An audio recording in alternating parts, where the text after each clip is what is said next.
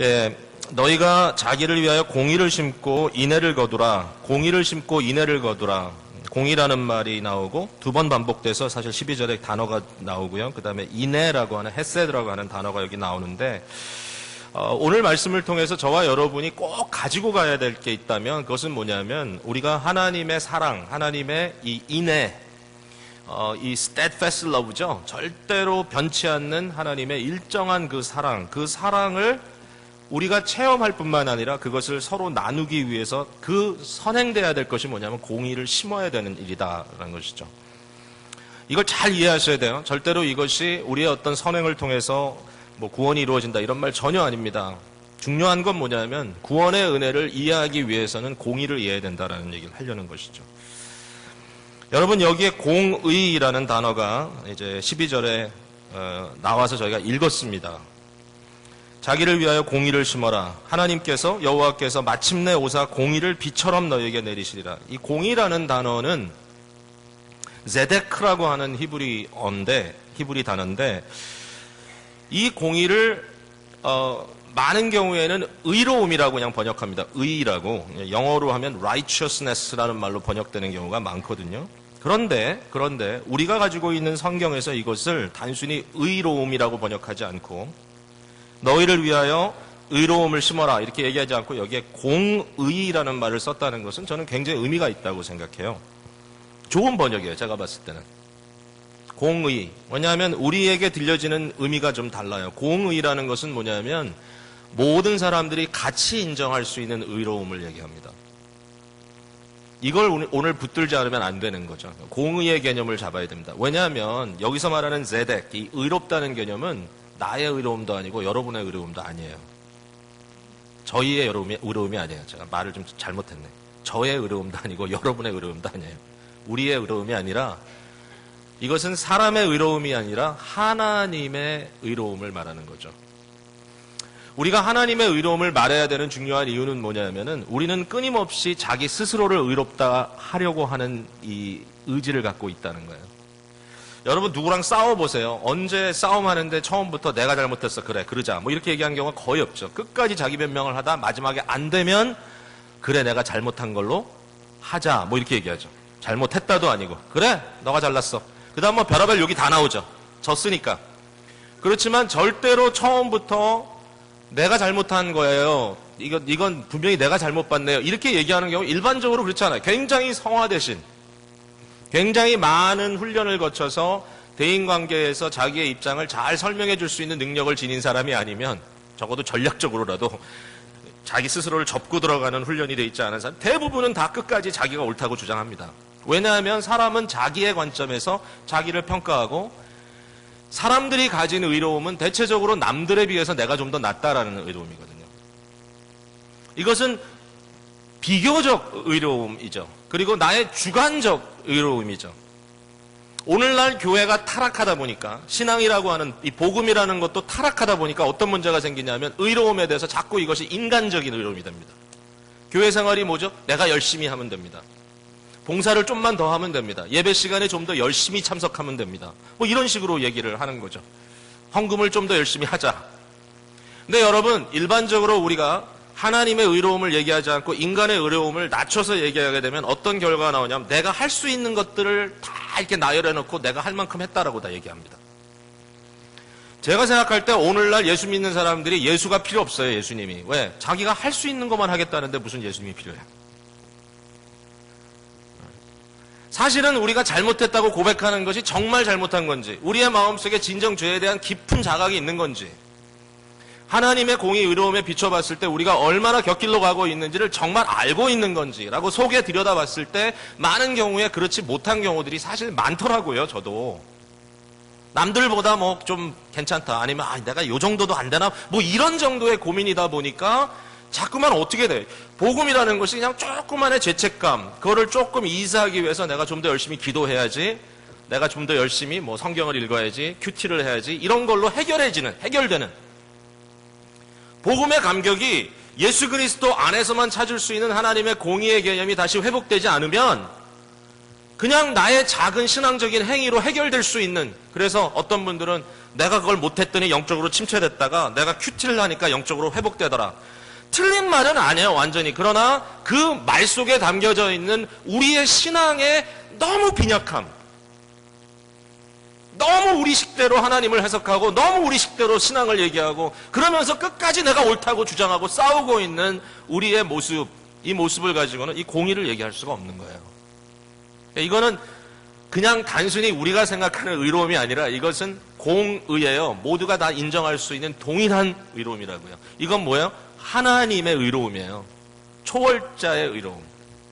하나님이 말하시는 의로움. 하나님은 정말 공의로우신 분이에요. 왜 이런 의로움을 하나님께서 호세아 시대에 이스라엘에 대해서 말하고 있느냐? 너희들이 정말 공의를 심어라, 제발. 제발 그만둬라. 공의를 심어라. 그 이유는 뭐냐면 그 이스라엘 사회가 정말 타락했기 때문이었어요. 정말로. 4장으로 한번 가보죠. 4장으로. 하나님이 고발합니다. 굉장히 재밌는 언어가 여기서 이렇게 나오는데요. 4장 1절에 이렇게 써 있어요. 이스라엘 자손들아 여호와의 말씀을 들으라. 여호와께서 이 땅 주민과 논쟁하시나니, 논쟁이라는 것은 마치 검사가 피고인에 대한 죄를 고발하는 것, 이겁니다. 그러니까 하나님이 이스라엘의 죄를 고발합니다. 그 고발장에는 무슨 말이 써 있나 보죠. 이 땅에는 진실이 없고 진실도 없고 인애도 없고 하나님을 아는 지식도 없고, 그러니까 하나님의 truth, 하나님의 진실, 또 하나님의 헤셋, 그 변치 않는 사랑에 대한 이해가 없기 때문에 하나님을 전혀 몰라. 그러니까 하나님과의 관계가 단절되어 있을 뿐만 아니라 하나님과의 관계가 단절되니까 어떤 문제가 생겨요? 오직 인간관계에서 저주와 속임과 살인과 도둑질과 간음뿐이다. 이랬습니다. 요 내용을 하나하나 따져보면요, 십계명에 나오는 조목조목들이 다 바이올레이트 되는 거예요. 그러니까 하나님의 우리에게 주신 영원한 도덕률이 다 바이올레이트 되고 있는 거예요, 이 사람들 삶 속에. 그러다 보니까 어떤 결과가 나오냐? 포악하여 바이올렌트하기 때문에 피가 피를 뒤음이니라. bloodshed follows bloodshed, 이렇게 번역되어 있더라고요. 피 흘림이 또 피 흘림 뒤에 일어난다. 그럼 뭐예요? 결국 하나님과의 관계가 단절되어 있고 하나님에 대한 진실, 진리나 하나님의 공의, 국률에 대한 개념이 상실되고 양심에 화인받고 나니까 어떤 문제가 생기냐 하면은 사람들과의 관계에서 양심의 작용이 일어나는 것이 아니라 하나님의 은혜로 인하여 변화된 거듭난 양심과 심령의 작용이 일어나는 게 아니라 완전히 돌처럼 굳어버린 마음, 가시덤불이 돼버린 마음 때문에 결국 여기서 나오는 것은 뭐예요? 욕망밖에 없더라. 자기의 욕망. 자기의 욕망이 나오면 어떻게 되죠? 힘 있는 사람이 다 갖는 거예요. 힘 있는 사람이. 여기서 나오는 게 포악이에요. 포악. 이 피 흘림, 무고한 사람의 피를 흘리는 거예요. 무고한 사람은 누구예요? 약한 사람이에요. 나보다 약한 사람. 남의 남편의 아내도 뺏고 내가 원하면 그 사람이 가진 걸 얻기 위해 그 사람을 죽여버리고, 내가 원하면 들어가서 도둑질하고, 내가 원하면 사람들을 마음대로 속여가지고 이를 곤란하게 만들어서 내게 유리한 쪽으로 바꿔서 이야기하게 하고, 내가 막 저주하고, 내끼는 대로 옳고 그른 것에 대한 아무런 기준도 없고 오직 자기의 마음에 원하는 대로 하고 있기 때문에 그 결과가 뭐예요? 포악함이에요. 포악함. 힘의 논리밖에는 통하는 게 없어요. 육체의 힘일 수도 있죠. 그 당시에는 돈일 수도 있어요. 오늘로 얘기하면 영향력 또는 높은 지위, 심지어는 교회 안에서의 어떠한 지위, 목사라면 목회자로서의 어떤 지위, 이런 것일 수도 있어요. 이것이 하나의 파워의 관계가 됐을 때 무조건 내가 눌러버리고 가겠다라고 얘기하는 식의 이야기를 하고 있는 거예요. 결국은 무고한 사람들이 피를 흘릴 수밖에 없는 현실인 거죠.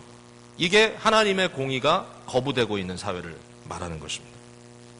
따져보면 이건 사람이 살만한 사회가 아니에요. 사람이 살 수가 없어요. 양심이 없어요. 마비됐어요. 진실의 의미를 잃었어요. 진실이 무슨 의미가 있느냐? 진실을 말하면 뭐하느냐? 진실 규명? 그건 다 정치적인 하나의 발상일 뿐이야. 너무 답답해요, 사회가. 진실을 이야기할 수도 없고 다 깐죽깐죽거리는데, 뭐 TV에 나와서 뭐 정치가 이렇고 누가 어떤 정치인이었고 하는데 얘기를 듣다 보면 다 허무해. 깐죽거림이에요, 그냥. 진짜 진실이 어딨냐? 자기의 정치적인 성향을 말할 뿐이에요. 그래서 좀 답답하잖아요. 결국은 내가 원하는 것을 쟁취하기 위한 거예요. 자기의 관점을 관철시키는 거예요. 하나님의 도덕률이 깨져요. 무법천지예요. 국률을 찾아볼 수가 없어요. 오직 포악한 피 흘림만이 있을 뿐이에요. 이러한 사회를 향하여 하나님께서 얘기합니다. 참 놀랍죠? 구약 성경, 구약 이스라엘은 오늘날 교회를 상징하는 구약 교회인데 구약 교회 안에 있었던 사회의 모습이 이 정도였다라는 거죠. 오늘날 뭐 교회가 엉망이다, 진창이다 얘기하는데 정말 우리의 관점에서 한번 잘 생각해 보자고요. 이때 하나님께서 에브라임을 향하여 이스라엘을 향하여 말씀하시는 말씀에 귀를 기울여야 합니다. 자, 여기에 그냥 심판을 쏟아 부으시면 됩니다. 하나님이. 그냥 쓸어버리면 끝나는 거예요. 쓸어버려야 사실 구할 자도 구하고 남은 자를 살릴 텐데 이때 하나님께서 이스라엘을 향하여 애정을 말하잖아요. 사랑을. 내가 너희를 포기하지 않겠다. 고멜을 다시 찾아온 것처럼 내가 에브라임, 내가 너를 어찌 놓겠느냐. 이스라엘이여 내가 너를 어찌 버리겠느냐. 그런 얘기가 11장 8절에 나오죠. 내가 어떻게 너희들을 저주받아 망한 땅들처럼 만들겠느냐. 내 마음 내 속에서 돌이켜 나의 국률이 온전히 불붙듯하다. 그러니까 다시 하나님의 마음에 사랑하는 그의 백성들을 살리고자 하는 마음이 있기 때문에 그 하나님께서 무엇을 하기로 작정하시냐면은 백성들을 징계하고 그들을 돌이키기로 작정하시는 거예요.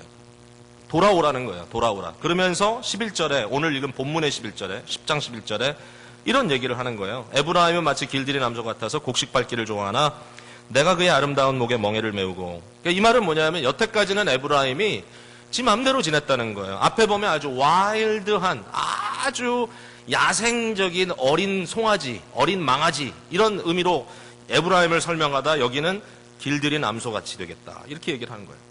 하나님의 마음이 그들을 바꾸겠다. 여기 보니까 내가 그의 아름다운 목에 멍에를 메운다. 이 말은 뭐냐면 아름다운 목은 아직도 멍에를 메지 않아서 아무런 자국이 없는 그냥 있는 그대로 그냥 그대로 둔 거예요. 너무 예쁜 거예요. 왜냐하면 멍에를 맨 적이 없기 때문에. 그 아름다운 멍에 매지 않았던 목에다가 이제는 내가 멍에를 씌우겠다는 거예요. 하나님이. 이젠 가만 안 두겠다. 왜냐하면 이젠 안 되겠다 너. 이렇게 키워가지고는 안 되겠다 너희들. 어제 그 교육자들 모여가지고 교육자 회의하는데 이제 아이들 훈련하는 뭐 이런 이야기를 하다가 어떤 한 엄마가 뭐라고 얘기하냐면 자기는 차마 아이들한테 조금도 그 아이들이 우는 걸 못 봐서 어렸을 때부터 애가 울기 시작하면 그냥 당장 가서 안아주곤 그랬다는, 지금도 그런다는 거예요. 그래서 제가 그랬죠. 그러면 안 된다고. 그래서 애들이 그 모양이라고. 그러면 안 된다고. 애들이 그냥 그저 고민도 없이 그냥 엥 하면 금방 엄마가 안아줘. 그럼 큰일 난다. 절대로 안 된다고. 그랬더니 목사님 한 분이 우리 애기는 너무 고집이 세가지고 2시간을 놔두면 2시간 내내 울고 나중에는 토하고 그래서 그 다음에 할 수 없이 우리가 안아준다 그래서 그 할 수 없이 안아주는 것 때문에 그 아이가 2시간을 우는 거라고. 제가 이제 그렇게 그래서 막 토하기까지 하니까 토하면 그냥 내버려둬 이제 이렇게 얘기를 했는데 뭐 저도 사실 이렇게 못한 것 같은데 이제 큰 소리 치는 거죠. 근데 여러분 바로 그런 얘기를 하는 거예요. 우리 주님께서 여태까지는 정말 너무 그냥 한번 안아주고 그냥 금방 가서 테이크해주고 마치 그와 같이 굉장히 허영적인 부모의 모습으로 계셨는데 이젠 안 되겠다. 너희 사회가 너무 엉망이다. 너 진짜 엉망진창이 됐구나.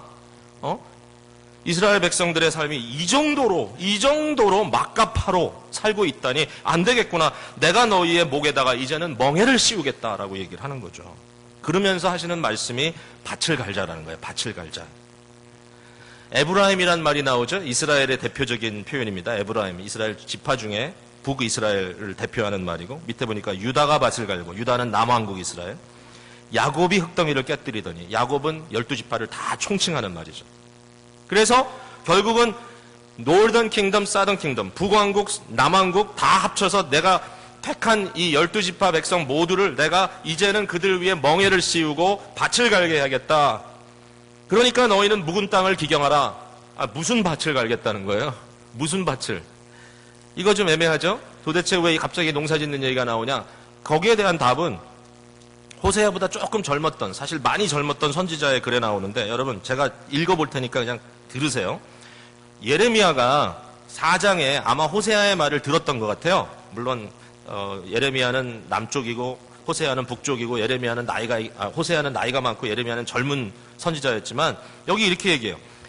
진실과 정의와 공의로 여호와의 삶을 두고 맹세하면 이러면서 이제 이 똑같은 진실, 정의, 공의 얘기를 하면서 3절에 여호와께서 유다와 예루살렘 사람에게 이와 같이 이르노라. 너희 묵은 땅을 갈고 가시던 불에 파종하지 말라.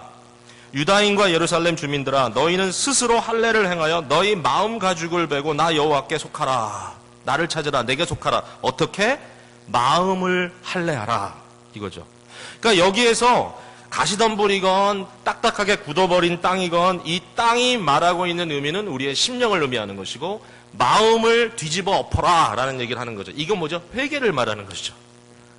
마음을 뒤집어 엎어라. 우리 예수님께서도 그 씨 뿌리는 비유를 얘기하셨잖아요. 그 비슷한 그런 느낌이 들지 않아요? 너희의 마음을 갈아엎어서 말씀의 씨가 심겨졌을 때 그 씨가 자라도록 하라. 옥토가 되게 하라. 이렇게 얘기하는 거예요. 너희 묵은 땅을 기경하라. 뭐를 심으라고요? 공의를 심고 인애를 거두어라. 공의를 심기 때문에 거기서부터 하나님의 사랑과 인애로우심이 드러나도록 하라. 지금까지는 어떻게 했다고요? 오늘 읽은 본문 13절에 너희는 악을 밭가라 죄를 거두고 거짓 열매를 먹었나니. 이 논리를 펼쳐나가는 거예요. 여태까지 너의 모습을 보면 너는 악, 죄, 거짓 이런 것들만 너희 마음에서 키워냈다. 너희는 그렇게 했다. 여기 이렇게 써있죠. 이는 그렇게 한 내용을 보면 네가 내 길과 너 용사의 많음을 의뢰하였다. 뭐예요? 자기 힘만 믿었다. 힘 있는 사람들이 이겼다. 힘 있는 사람들이 힘 약한 사람들을 다 짓밟았다. 결국은 양심도 버리고 하나님의 율법도 버리고 하나님의 진리도 버리고 하나님의 공의도 버리고 결국 너희는 악과 죄와 거짓 열매를 가지고 그저 힘 있는 대로 사람들을 짓밟고 네 마음대로 행했다. 너희는 빨리 그 땅을 갈아엎어버리고 너희의 마음을 엎어버리고 내게로 돌아와라. 곧 여호와를 찾을 때니 마침내 여호와께서 때가 되면 심판의 날에 공의를 비처럼 너희에게 내리겠다. 이런 이야기를 지금 하고 계신 거예요.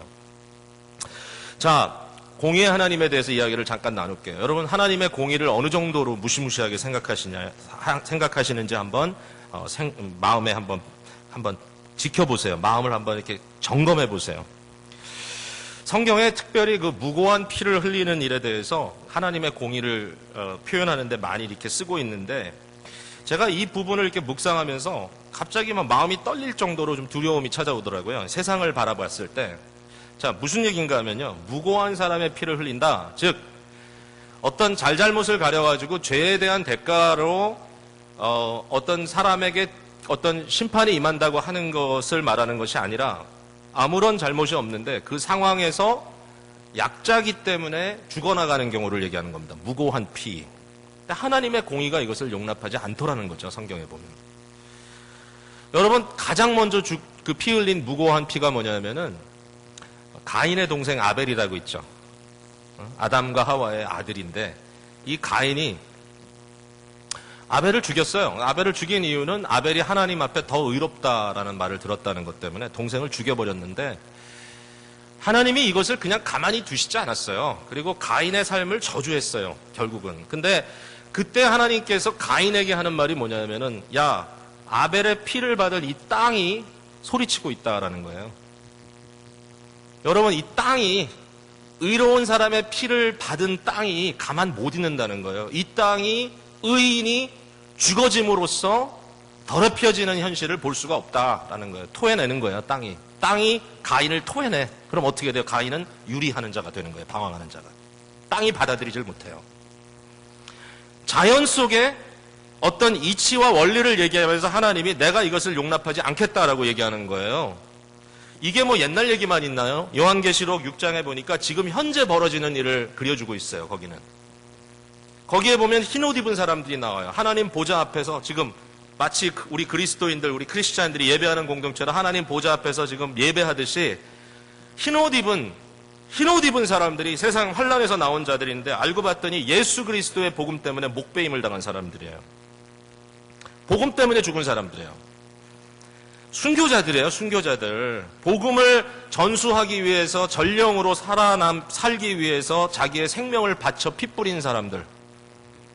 과거에 한국의 대동강변에서 목배임을 당한 터마스 같은 사람들 뿐만 아니라 지금도 시리아에서 리비아, 에집트 이런 곳에 여러 가지 무장단체를 통하여, 테러단체를 통하여 기독교인들이 몰살당하고 목배임을 당하고 또 여자들은 막 정말 말도 안 되는 수모들을 당하고 이러한 일들이 벌어지고 있고 죽임당하고 하는 그 상황이 오늘도 벌어지는 거잖아요. 지금도. 하나님 어떻게 할 겁니까? 여기 보니까 이렇게 써 있어요. 그 사람들이 큰 소리로 하나님 보좌 앞에서 지금 부르짖고 있는 거예요. 지금 현재. 부르짖는 거예요, 그들이. 제가 한번 찾아서 읽어야 되겠어요. 너무 귀한 말씀인데 제가 막 읽을 수가 없어서 그냥 생각나는 대로 할 수가 없어요. 제가 읽어볼게요. 큰 소리로 불러 이르되 거룩하고 참되신 대주제여, 땅에 거하는 자들을 심판하여 우리 피를 갚아주지 아니하시기를 어느 때까지 하시려 하나이까? 어느 때까지 하시려 하나이까? 그랬더니 하나님께서는 죽임당하는 사람의 수가 차기까지 내가 기다리고 있다라고, 심판은 반드시 임한다라고 얘기하고 있는 거죠. 오늘 이 땅을 향하여 하나님의 심판이 예비되어 있고, 이처럼 무고한 사람들이 죽어나가는 이 현실 속에서 하나님이 잠잠하고 계신 것만 아니라는 거죠. 지금 부르짖는 소리가 들리는 거예요. 영적인 귀가 열리면 하나님 거 듣고 계셔요. 여기에 대한 예고가 나오는 구절이 또 몇 군데 있어요. 사무엘하 21장을 보면, 성경 묵상한다고 성경 쭉 읽다 보면 사무엘하 21장 오면 마치 무슨 이렇게 걸림돌에 걸려 넘어지는 것 같아요. 앞뒤하고 연결이 안 되는 것 같은 구절이 퍽 튀어나오는데 거기에 이런 사건이 기록되어 있습니다, 여러분. 한번 나중에 찾아가 보세요. 다윗이 다스리던 시대인데요, 다윗 왕이 다스리던 시대에 3년 동안 비가 오지 않는 거예요, 이스라엘 땅에. 이스라엘에 비가 안 온다는 것은 하나님이 뭔가 신호를 보내는 거예요. 다윗이 여쭤봤어요, 하나님께. 하나님, 왜 이스라엘 땅을 하나님께서 돌보지 않으십니까? 그랬더니 하나님께서 기브온 사람들을 찾아가라고 얘기합니다. 기브온 사람들을 찾아갔더니 그분들이 드디어 자기의 라이프 얘기를 하기 시작합니다. 우리가 어떤 수모를 당했는지. 알고 봤더니 다윗 왕 이전에 사울 왕 시절에 사울 왕이 자기의 편의를 위해서 과거에 여호수아가 이스라엘을 대표해서 이 기브온 사람들과 맺었던 평화 조약을 깨버리고 이 사울이 기브온 사람들을 완전히 학살해버렸다는 얘기가 나와요. 거기 기브온 사람들이 얘기하는 거예요. 이 문제는 금전의 문제가 아닙니다. 이것은 은과 금으로 해결될 수 있는 문제가 아닙니다. 사울이 우리 민족을 학살했습니다. 학살이란 말은 뭐예요? 무차별 죽였다는 거예요. 아마 수백, 수천 명이 죽었을 것 같아요. 더 많을지도 몰라. 이 사람들의 피가 땅에 흥건히 적셔 있는 거예요. 비록 시간이 많이 지났지만 아무도 기억하지 않고 그저 죽임당한 사람들만 불쌍하구나 라고 생각할 수 있을 것 같은데, 그 일로 인하여 이스라엘 전체가 기근을 당하고, 이 상황 속에서 하나님은 기브온 사람들의 이 마음의 원한을 풀어주고자 하는 거예요. 그때 다윗이 그 얘기를 듣고 너무 마음이 아파가지고 기브온 사람들에게 이야기합니다. 그럼 내가 어떻게 해주면 너희가 이 땅을 위하여 복을 빌겠느냐? 그랬더니 기브온 사람들이 하는 말이, 사울의 자손 중에 7명을 우리에게 내주십시오. 제가 봤을 때는 이건 굉장히 저렴한 거예요. 7명에 왜 자기네들은 수백, 수천, 수만 명이 죽었을지 모르요 7명만 내주십시오. 7이라는 숫자는 완전 숫자니까 7일이라는 개념으로 따지면, 그러니까 이 사람들 나름대로 그 상황 속에 어떻게 하면 이 노를 풀 수 있을까? 7명의 아들을 잡아다가 나무에 매달았어요. 나무에 맸다는 건 뭐냐면 저주받았다는 얘기잖아요. 그리고 하나님 앞에 매달겠다는 얘기를, 하나님 공의 앞에, 하나님의 공의 앞에 사울의 자녀 7을 매달겠습니다. 그랬더니 비가 쏟아지기 시작한 거예요, 그 땅에. 여러분 그 비극적인 장면 아세요? 이 사울의 부인 중에 리스본이라고 하는 여자가 거기 나오죠. 자기 아이들이 목매에 달려 있는 거예요. 시체가 돼서 비가 쏟아져요. 새들이 와서 그 시체를 막 뜯어먹으려고 그래요. 이 리스본이 시체 앞에 서가지고 자기 옷을 벗어서 옷을 확 휘저으면서 새를 쫓고 있는 그 모습, 마치 영화의 한 장면 같은 그 모습. 그때 비는 막 쏟아지는, 가을비가 쏟아지고 있는 그 속에서 막 그 상황을 볼 때 우리 속에, 야, 이건 뭐야 도대체, 이런 느낌이 올 수 있지만, 그러나 그 말씀이 말하고자 하는 게 뭐냐? 여러분, 하나님의 공의가 절대로 호락호락하지 않다는 거예요. 그냥 마음대로 해먹고 마음대로 지지고 볶고 마음대로 다 처리해놓고 나중에 그냥 I'm sorry 하면 끝나는 게 아니었다라는 거예요. 돈 몇 푼 딱 던져놓고 그냥 그거면 돼. 아니었다라는 거예요. 거기에 심각한 문제가 있을 때 하나님의 공의가 심각하게 다가오더라는 거예요.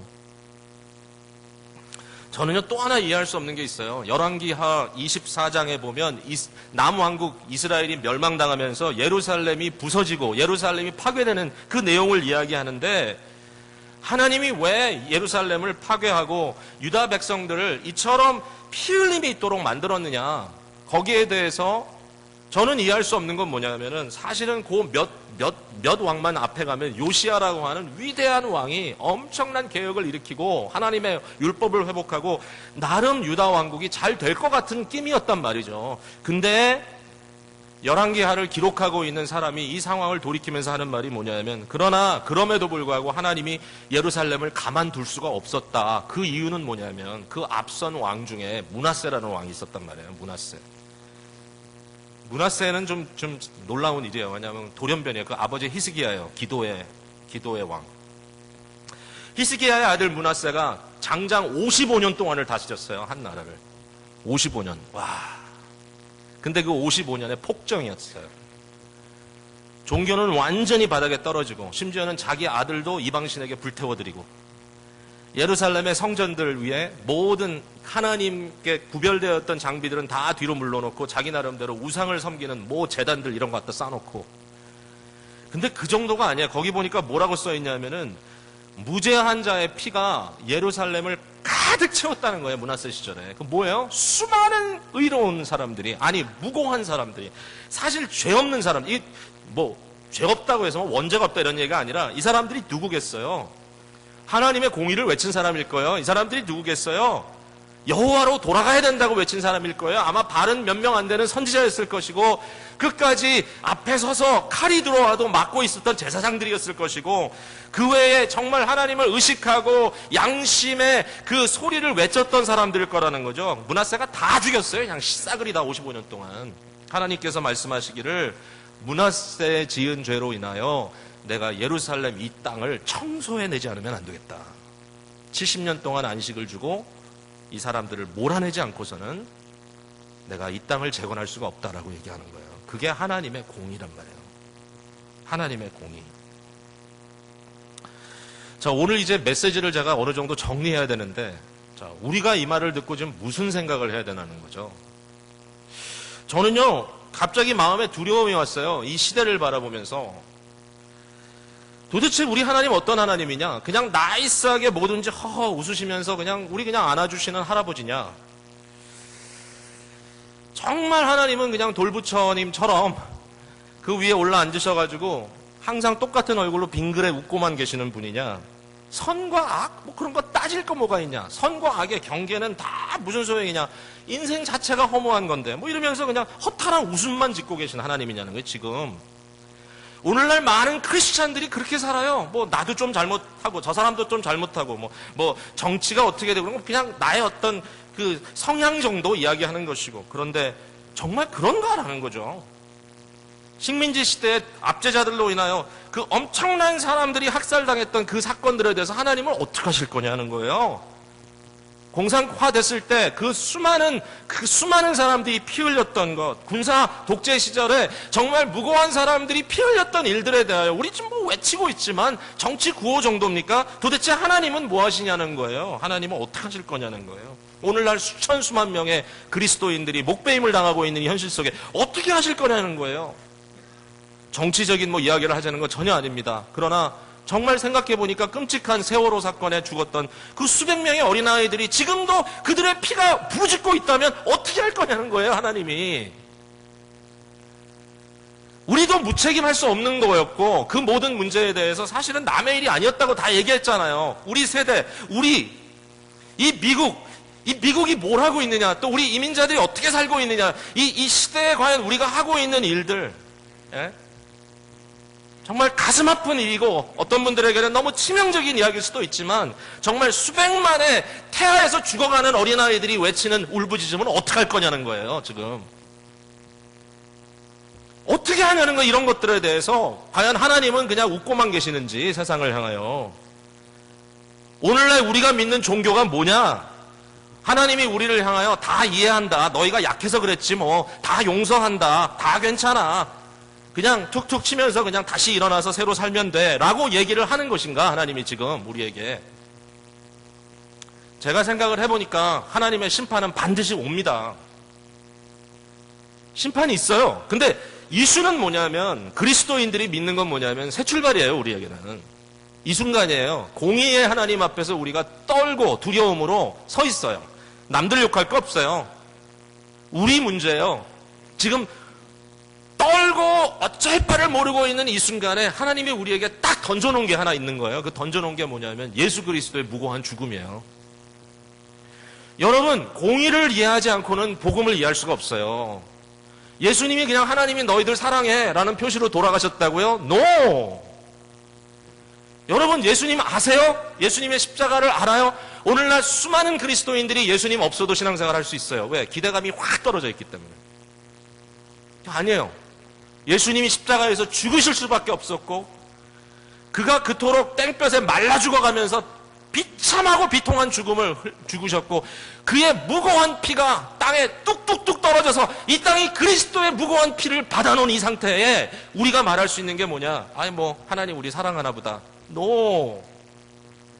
멸망당할 세상, 하나님의 공의가 비처럼 너희에게 내려 심판이 임할 그날이 오는데, 아니 지금 이 순간이라도 그 공의가 우리에게 쏟아져 내려와 우리 다 망해 죽어야 되는데, 예수 그리스도께서 그 공의를 대신 받으신 거예요. 이점에서. 그게 그리스도인들의 말이에요. 그러면 예수 그리스도를 기점으로 해서 마치 우산을 씌운 것처럼 우리는 요 밑에 싹 들어가서 이 하나님의 진노를 피하고 있는 거예요. 도리어 우리를 의롭다고 하세요. 우리를. 그게 칭의의 교리예요. 우리 요 밑에 들어가 숨어 있는 거예요. 예수님 밑에. 예수님이 대신 모든 하나님의 공의로운 그 심판을 대신 받았다. 날 대신하여. 우리 지옥 안 간다. 이제는 할렐루야. 우리는 영생을 얻었다라고 얘기하는 거예요. 요 밑에 들어가서. 근데 이게 질문입니다. 여러분 정말 믿습니까? 그거를? 그 믿는다는 건 아이고 잘됐다. 나만 살았다가 아니고, 이래서 예수님이 돌아가셨고, 예수님이 돌아가지 않았다면 나는 세상과 함께 멸망당할 존재이고, 무고한 피 흘림에 의하여 나도 사실은 무죄하지 않다라고 얘기할 수밖에 없는 이 상황 속에서 예수님이 대신 심판을 당함으로써 내가 살았다. 예수님이야말로 하나님의 공의입니다.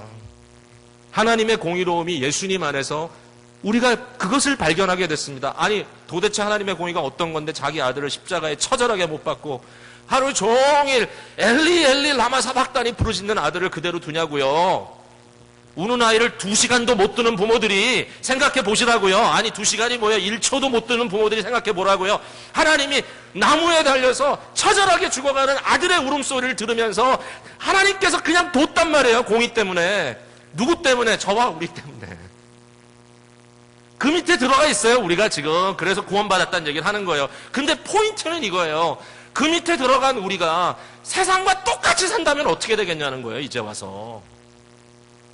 이와 같은 세상의 공의롭지 못함 속에 우리가 그대로 들어가서 떼어먹을 거 떼어먹고 등쳐먹을 거 등쳐먹고 거짓말도 슬슬 해버리고 아이고 뭐 사는 게 다 그런 거지. 목사가 물정 몰라서 저런 얘기하지. 정말 그런 상황에 우리가 살고 있느냐.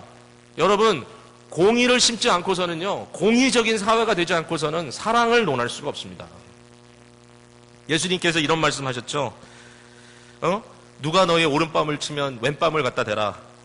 누가 너에게 겉옷을 달라 그러면 속옷도 줘라. 누가 오리를 가라 하면 심리도 가라. 여러분 이것은 하나님 나라에서 있는 일이에요.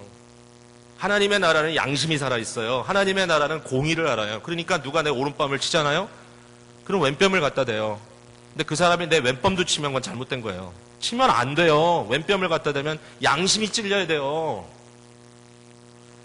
두들겨 맞으라는 얘기가 아니에요. 이것은 공의라고 하는 것을 전제하고 하나님의 공의에 네가 무고한 일을 당한다 할지라도 하나님이 갚으실 것을 네가 알기 때문에 그렇게 할 수 있다라는 거예요. 그리고 사람들은 그렇다고 해서 무진장 막 패고 이러면 안 돼요. 그냥 나중에 암소리 하면 되지 뭐. 야 하나님이 너 오른뺨 맞으면 왼뺨 대라 그래서 빨리 대. 뭐 이런 식으로 나오면 안 되는 건 거예요. 교회에서는. 근데 그런 식으로 너무 당연시하면서 막말도 막 하고 사람들에게 못할 짓 다 하고 그러면서도 지 팔자가 그런 걸 내가 어떡하라고 이런 식으로 넘어가려고 하는 그러한 삶의 모습들이 우리 가운데 있다면 지금 문제가 뭐냐면 예수 그리스도의 공의가 사실은 값싼 공의로 바뀌어버린다는 거예요. 그럼 안 되는 거잖아요. 우리 삶이. 우리는 지금 하나님의 나라 백성이에요. 하나님의 나라 백성. 그래서 오늘도 우리에게 이 말씀을 통하여 전달해 주시는 것은 사랑하는 기쁨의 교회 믿음의 식구들아, 하나님 말씀하시는 거예요. 너희의 묵은 땅을 좀 뒤집어 엎어라. 나의 공의를 심고 하나님의 이 인내하신 헤세드, 스테페스트 러브를, 이 변치 않는 사랑을 네가 경험해라. 하나님께서 공의를 비처럼 너희에게 내리시는 날이 있을 거다. 사실 내렸어요. 이 세상은 마지막 심판을 기다리고 있어요. 우린 이미 받았어요, 그 마지막 심판을. 예수님이 대신 받은 것뿐이에요. 이미 공의가 내렸어요, 우리한테는. 그래서 하나님이 우리를 향하여 너는 의롭다라고 말할 근거가 생긴 거예요. 그게 종교개혁이에요. 근데 그거를 이야기하려면 하나님의 공의를 알아야 돼요. 내가 구원받았다는 사실을 우리가 인정할 거면 예수 그리스도의 다스림 안에 들어가야 돼요. 하나님의 나라가 우리 가운데 임한 거예요.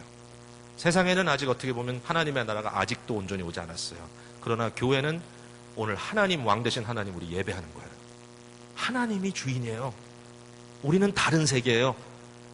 사랑하는 기쁨의 교회 성도 여러분, 공의를 회복하십시오. 그리고 하나님의 긍휼을 경험하십시오. 이게 오늘 우리에게 주시는 특권이고 마음에 깨달아야 될 중요한 부분입니다. 이 시대를 역행하는 우리 귀한 성도님들 되시기를 바랍니다. 이 시간에 우리 들은 말씀 생각하면서 한번 우리 잠깐 기도하는데, 이 기도가 두 가지로 그냥 해야 될 것 같아요. 하나는 뭐냐면 일단 예수님의 죽으심이 이처럼 우리에게 심각한 답이구나. 뭐 알았지만 다시 한번 좀 새겨보시고요. 그리고 또 하나는 주여, 내가 하나님의 나라 안에 들어와 있습니다. 하나님의 공의가 펼쳐져 있는 하나님의 나라 안에 들어와서 이제는 우리에게 새 출발하라고 하십니다. 우리에게 공의의 멍에를 지어주시고 이제는 너희가 막 살지 마라.